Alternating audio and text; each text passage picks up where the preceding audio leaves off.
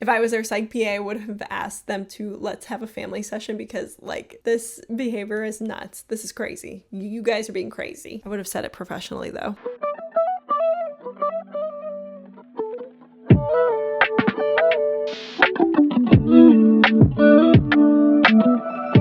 Hey, welcome back to my channel. I'm Sammy, Sammarie, Samantha Read a Lot, if you will. And today we're doing our mid-year book tag. It's that time of the year. I just saw Miss Larry Reads herself do the tag, and I used one of her tags last year that I think was originally from Destiny Sidwell. And so now I'm just going to use that again, except I've added my own questions to maybe fit into niches of categories that did not hit certain books that I did want to talk about because they stood out so far, but maybe they weren't the best book I've read, right? Because I can't say 8 books for the best book I've read. That just would be nonsensical, I feel. If you're new here, I'm 28 years old, psych PA, small business owner. I make smoothie bowls for a living. I'm married, fur baby mother of 3, book collector, hobby enthusiast, avid reader. That's the gist. Now let's get into it. Okay, so I want to start off with some statistics. I am first and foremost a romance reader, but I do love other genres. Because I've read so much romance, I have split them up into their own subsets of romance genre. So I've read 3 dark romance so far this year, 5 thrillers, 4 sports romances, 8 just contemporary regular romances, 1 time travel romance, 3 fantasy, 1 romantasy, and 1 dystopian.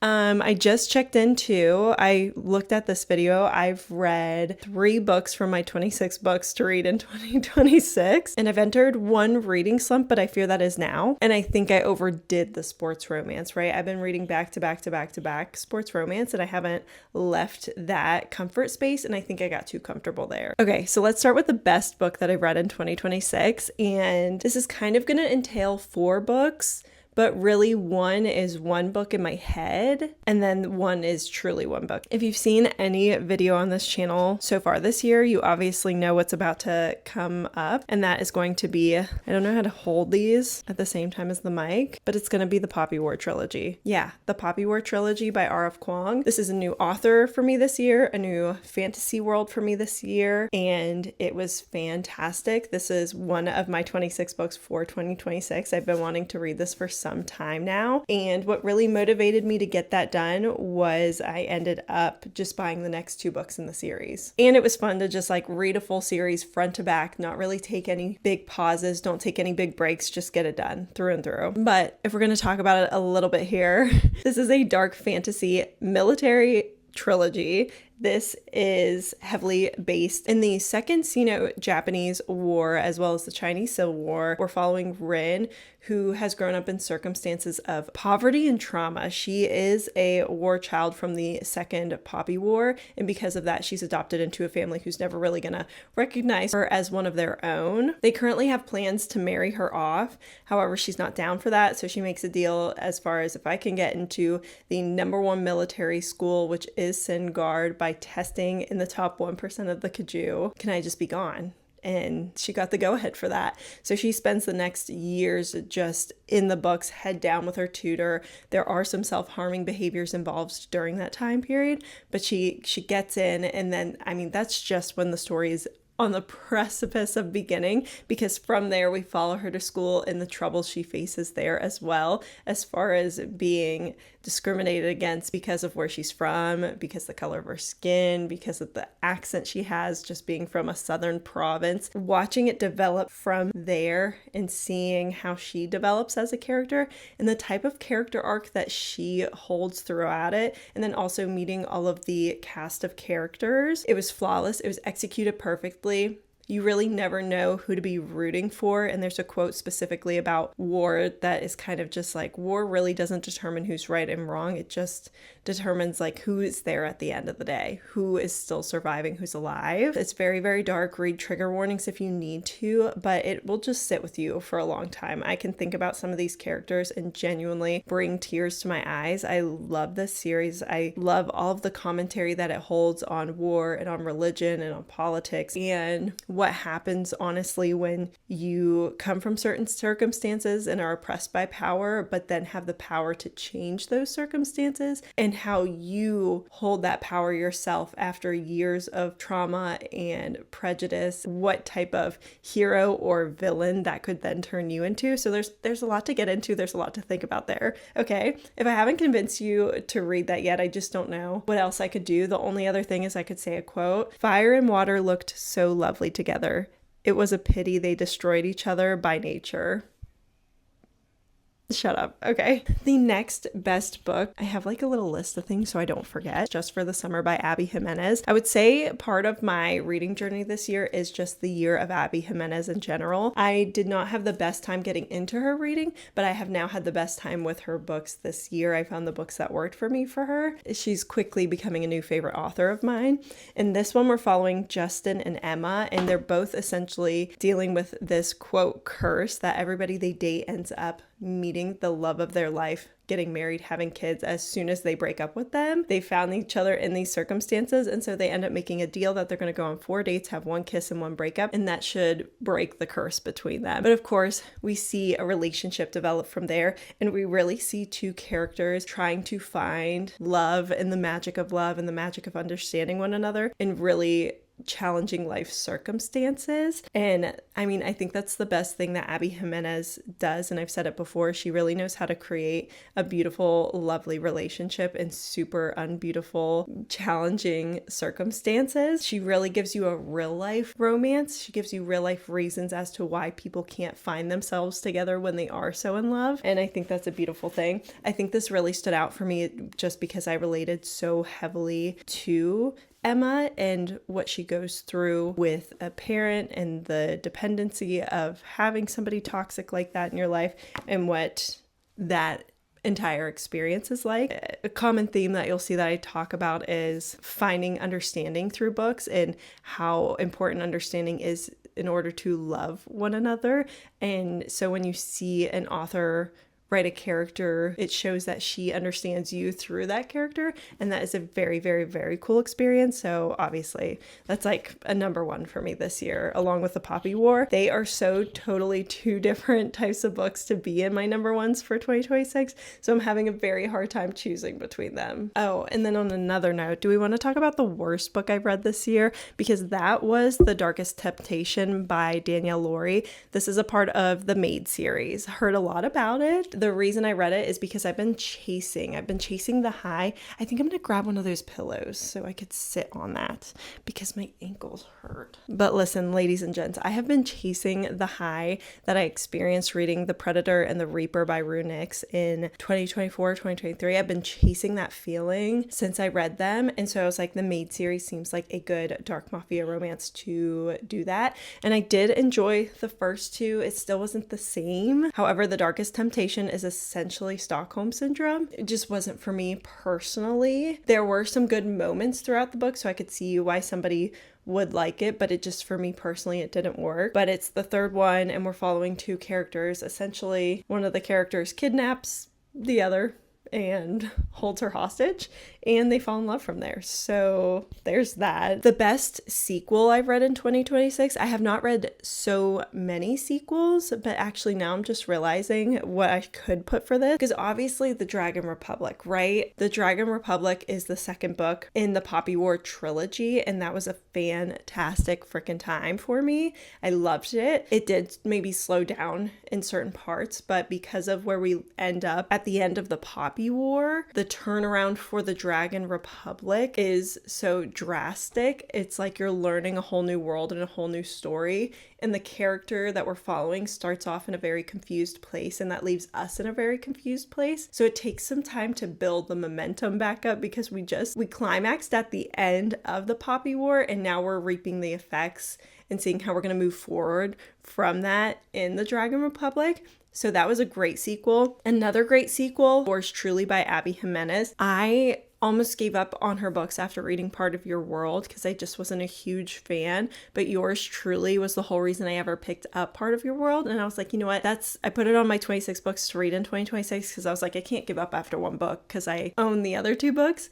So I picked that up and it brought it back for me. It was like a 4.25, 4.5 stars. We're following Brianna and Jacob. Brianna is in a challenging time in her life. She is a doctor who is looking forward to becoming the chief of emergency medicine. Her brother is going through a chronic illness and having a really hard time with that. She's also going through a divorce. And so all that's happening, right? This guy, Jacob, walks in and apparently they're going to delay voting for chief because of this guy. And then she meets this guy. Everybody's died on his shift so far, all of his patients. So he's not having a great day. He's not making great first impressions. And then he makes a really bad impression with her. And she's not the person on the floor to make a bad impression with because all of the nurses love her. He has really, really bad anxiety.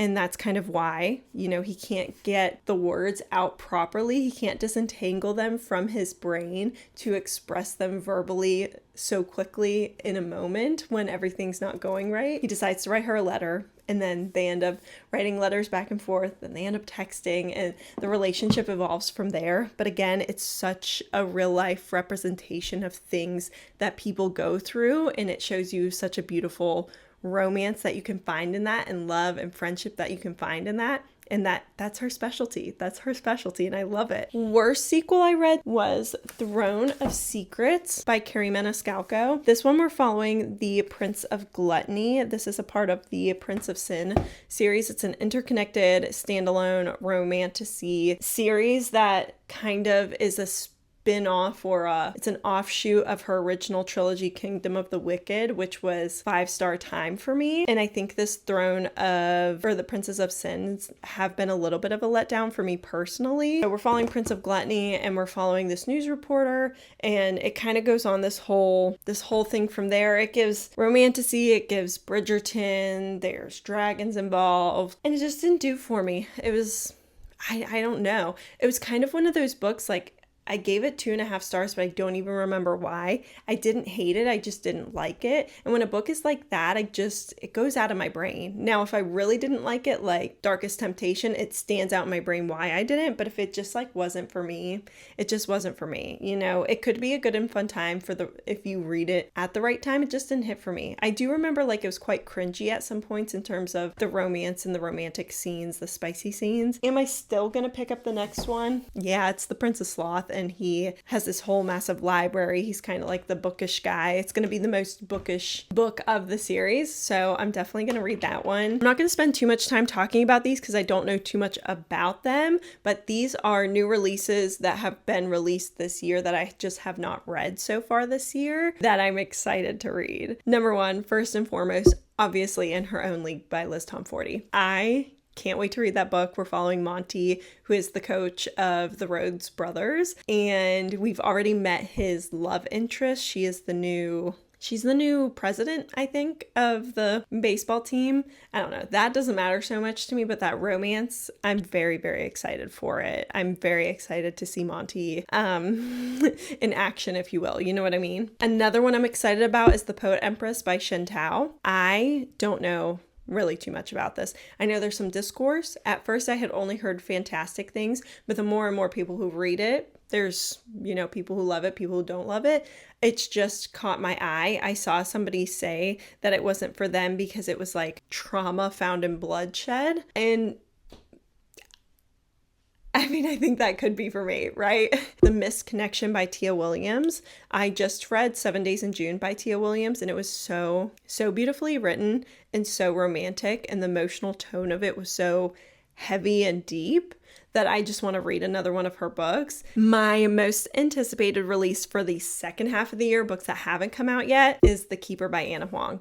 Listen, I love the Gods of the Game series. There's no 5 stars in there for me yet, but it's kind of what got me into sports romance, and this is my sports romance year as well as my Abby Jimenez year. I eat those books up. They're spicy, fun, but also deep sports romances, and they're fantastic. The Keeper is following, I think his name is Noah. I do think he's a single father, I think, you know, I think he's like the Kai Rhodes of the group, except he's kind of like the quiet one, the mature one. He's always like busy with things. I don't know. I'm very intrigued to read it. And Kindle keeps reminding me like, hey, complete series that you are in the middle of. And this is one of them.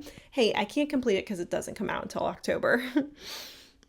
I can't do it right now, but as soon as I can get my hands on it, I will read it. Oh, I don't know when this is going to happen, but whenever Miss E. Salvador herself decides to give us the next book in the Midnight Strike series, I will be reading it the second it comes out. That would be the second book in Please Don't Go.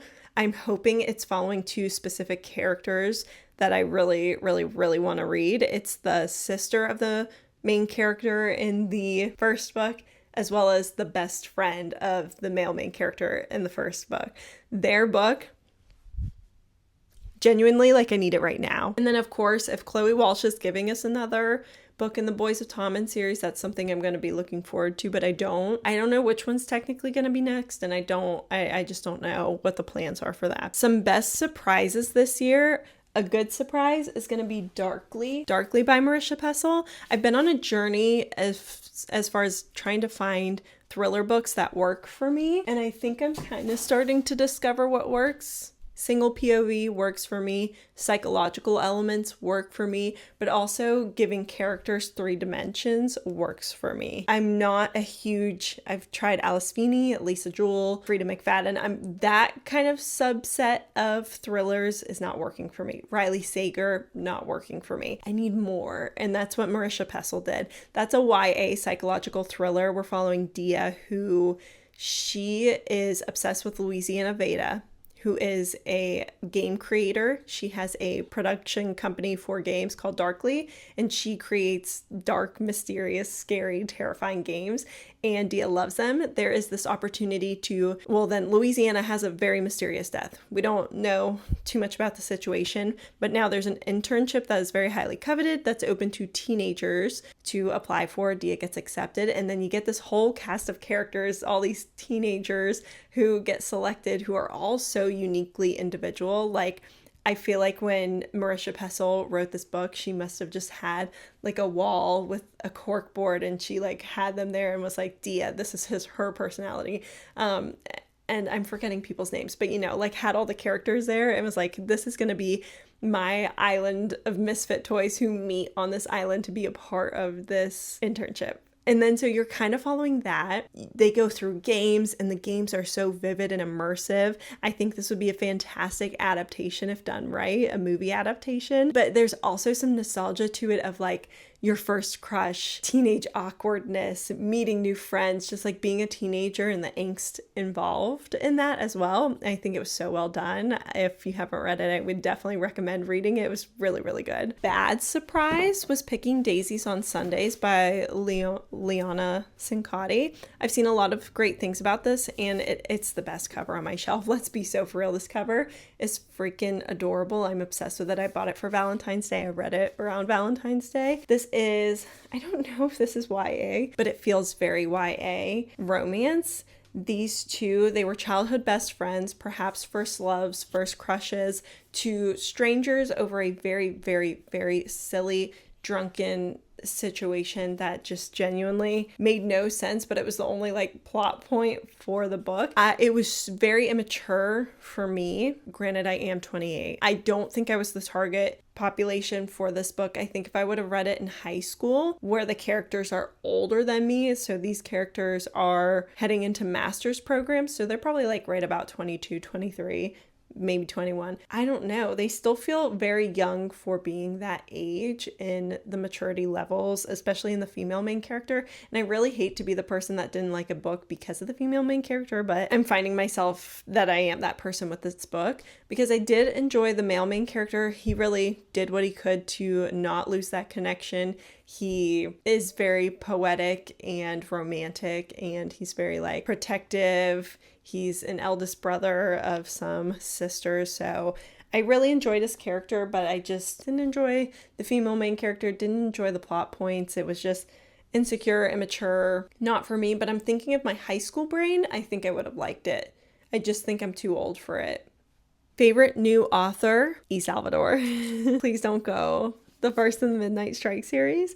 I ate this up. I mean, I can't even believe this is a thick romance, but I read it in probably 2 days. I had not seen too much about it. I had seen like one booktuber on here that I watched. I think she DNF'd it. I love the cover, and so I was like, you know what, I want to give that a try. And it was recommended on Kindle Unlimited because I had just been reading the Windy City series, and so this is a sports romance, but it's very would read trigger warnings, would recommend trigger warnings. They both play their individual sports. They're both individually going through some heavy grief, but in very, very different ways. And I think it's a really good look psychologically at the different ways that people handle grief and the different ways people handle hardship, right? Like one person can become kind of grumpy, kind of mean to people, become a loner, become isolated, whereas somebody else could have like the brightest smile in the room and you just don't even know what those thoughts in their head are like. There's this whole situation of like sticky notes, and I love that book. It's not a perfect 5-star because there was some cringe, and the way the structure of the book went didn't work for me the whole time. New fictional crush. Let's talk about this. Isaiah Rhodes. It's Isaiah Rhodes every time. He's the only one I wrote down because he's the most standout in my head. I need to get the right cover of this because these covers, in my personal opinion, I'm not a fan. I'm not a huge fan of them, and it's the only one that I have in this cover, but I needed the physical book because I wanted to read the physical book, and desperate times were calling for desperate measures, and I made a mistake. I shouldn't have done it. I should have just read it on Kindle, but I didn't. Isaiah Rhodes, the man he is, he's a yearner. He's a down bad type of man, and he loves his girl through and through, okay? The things he says, the things he does. He's a very sunshiny, playful playboy type of character, but there's so much to like unearth in that. He is so golden retriever, but he's a 5-star, you know what I mean? The only book that has made me cry this year was reading the Poppy War trilogy. And yeah, I cried. I don't think I cried at anything else. I might have cried a little bit in Just for the Summer by Abby Jimenez, but the Poppy War like really devastated me at times. Oh, and then it was books that made me happy, but I'm just gonna say authors that made me happy in general, period, end of story, because there are 2 top dogs who are holding down the fort in terms of making my heart happy, and that is Liz Tom Forty writing the Windy City series and Abby Jimenez just writing her books. Those are the happiest, like feel-goodest, that's not a word.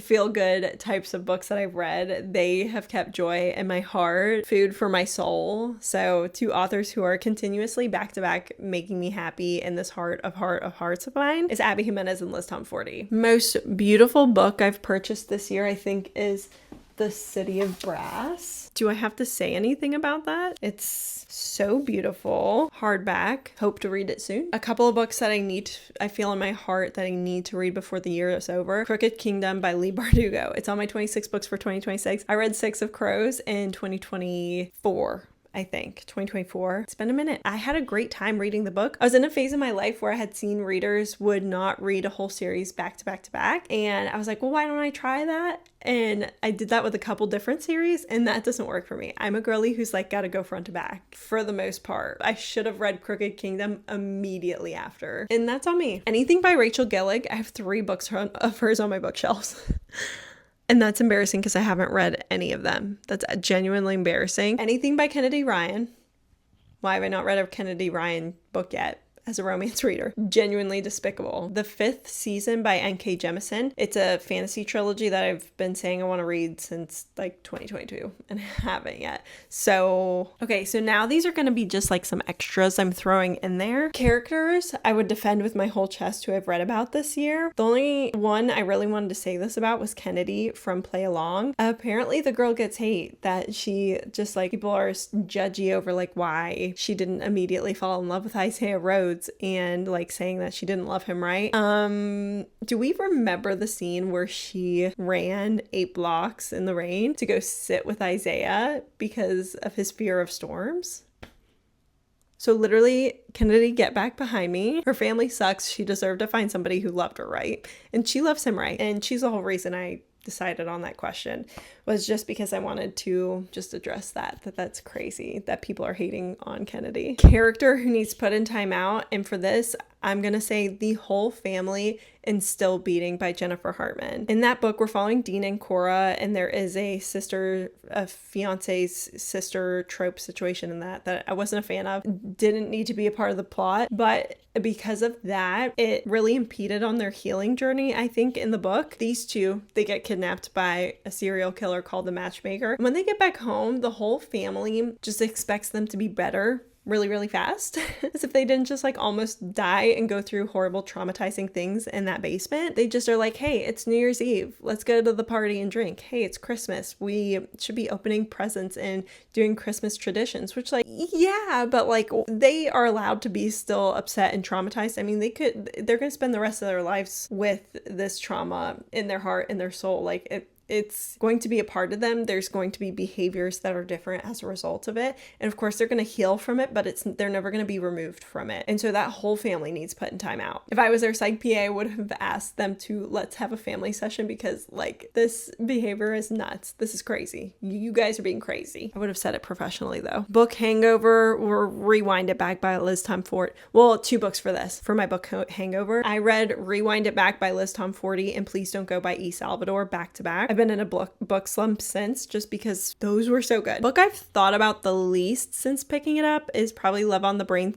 by Ali Hazelwood. I honestly forgot I read it until I was going through my Goodreads catalog before making this video. It wasn't bad. It was a good and fun time. It was absolutely quintessential Ali Hazelwood, OG Ali Hazelwood. I will say I like OG Ali Hazelwood, but I've liked new releases more and more and more. Like Not in Love, Problematic Summer are my two favorites of hers. And then some books that just kind of left me silent after finishing them. That's The Ministry of Time by Kaylee Ann Bradley and I Who Have Never Known Men by Jacqueline Harpman. Those 2 books kind of left me like, what genre did I just read? They were genre bending, you know, and they were both fantastic reads. I loved The Ministry of Time. I really enjoyed I Who Have Never Known Men. They just left me sitting and like thinking about it, you know? The Ministry of Time was like sci-fi, but like kind of romance. Love story. It was definitely romantic. It was funny. And I was just like, what on earth did I just read? But I'm kind of obsessed with it. And then, I Who Have Never Known Men. It's certainly dystopian and it's not wrapped up in a pretty bow by the end of it. And those were books I kind of just wanted to like highlight. Like they were great books. They just didn't necessarily fit into any other category. So that's kind of what my reading year is looking like. I am behind on my reading goal. I tend to hit this May to June reading slump every single year. And I don't know what that's about. I need to investigate that, but it's been a fantastic reading year so far. I've read some new authors that I've loved. I've read some old authors that I found that I loved more than I thought I loved, which is really cool. Let me know what your reading year's like. Thank you so much for watching and happy reading.